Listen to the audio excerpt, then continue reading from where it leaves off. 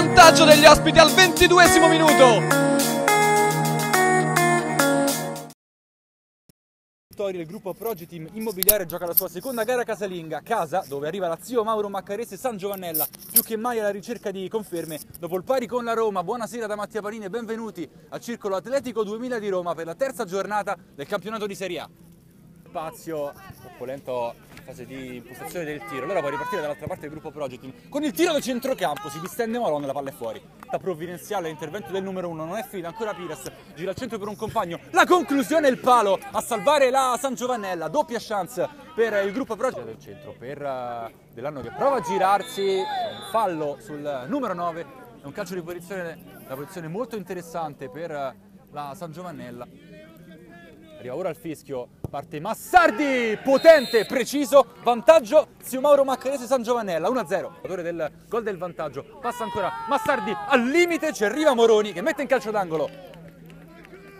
Unicelli, Cerrone, ancora Massardi, si fa vedere Cerrone, la palla è per lui che potrebbe calciare al volo, un palleggio rovesciata, Moroni con le mani. Il direttore di gara, veramente giusta la chiamata da parte degli arbitri, allora va a partire Massardi dall'altra parte, Massardi ancora Moroni.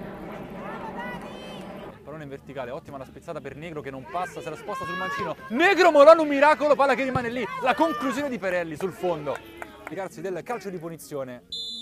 2 in barriera, la rincorsa corta da parte di Massardi che va direttamente in porta. Moroni l'alza in calcio d'angolo che smista per Ottobrini, alza la traiettoria al numero 11. Buono il suo tocco in verticale per un compagno, palla che rimane lì per Negro che sbaglia con il mancino. Ottobrini dalla bandierina, pallone al limite, Chinagli con il destro, Molano allontana in qualche modo Dell'Anno, parte il corner sul secondo palo, palla che rimane lì, la conclusione con la testa probabilmente di Dell'Anno, 2-0 di Zio Mauro Maccarese San Giovannella. Poi possa dire Cerrone, palla al limite per Massardi, la conclusione rimane lì, ancora Massardi, una partita perfetta del numero 7, doppietta, 3-0 per la San Giovannella. C'è solo Chinagli, allora recupera Russo, palla per Dell'Anno. Da sfondare centralmente a spazio per il tiro, si distende Moroni, palla che rimane lì del gruppo Progeteam. Ottobrini riallarga per Morroni, c'è al limite, palla dentro, forse un autogol, forse un gol di Piras, accorcia il gruppo Progeteam 3-1.